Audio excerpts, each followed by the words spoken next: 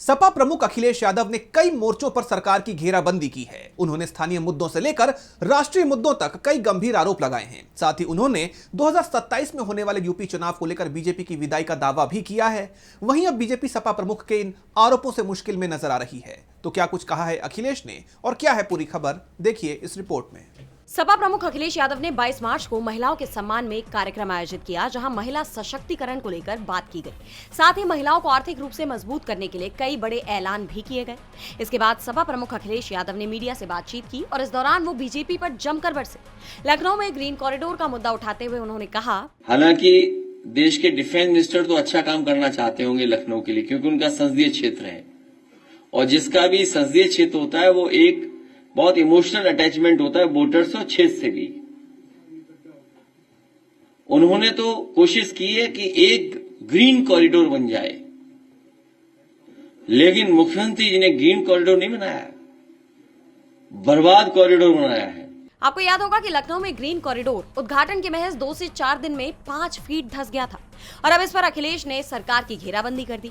यही नहीं, उन्होंने तो ये भी आरोप लगाया कि देश भर में जारी एलपीजी किल्लत के बीच अभी हाल ही में यूपी के झांसी से सिलेंडर का भरा हुआ ट्रक गायब हुआ था और ट्रक बीजेपी के ही लोगों ने गायब किया था। कल ही मुझे जानकारी मिली कि झांसी में जो ट्रक गायब हुआ था, पूरा ट्रक सिलेंडर का, वो बीजेपी के लोगों ने गायब किया था।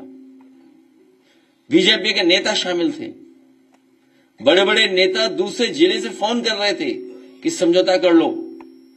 पूरा ट्रक चोरी कर लिया, सिलेंडर भरा हुआ, और जब वापस किया तो आधे सिलेंडर खाली वापस किए। बताइए। अखिलेश का जुबानी हमला यही नहीं रुका, उन्होंने घूसखोर पंडित और धुरंधर जैसे फिल्मों को लेकर भी तंज कसा है।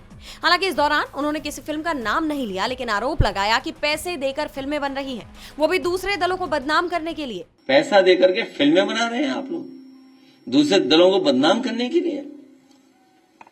मुझे तो लगता है इन पे ज्यादा पैसा हो गया जो फिल्म इंडस्ट्री तक पैसा पहुंचाया जा रहा है। उन्होंने सरकार पर कानून व्यवस्था को ताक पर रखकर काम करने का आरोप लगाया है। अखिलेश ने दावा किया है कि पुलिस प्रशासन का पॉलिटिकली इस्तेमाल किया जा रहा है, जिससे लॉ एंड ऑर्डर लगातार खत्म हो रहा है।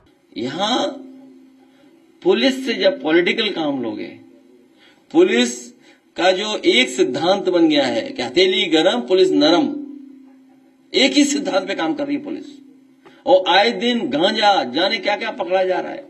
तो पुलिस लॉ एंड ऑर्डर के अलावा सब कुछ कर रही है, और गोरखपुर में तो लॉ एंड ऑर्डर की हत्या हो गई है। अखिलेश के इन हमलों से राज्य की बीजेपी से लेकर केंद्र तक की बीजेपी बुरी तरह घिरी हुई दिखाई दे रही है। अब देखना यह होगा कि विपक्ष के इन हमलों पर सरकार की तरफ से कोई प्रतिक्रिया आती है या नहीं। डीबी लाइव की रिपोर्ट।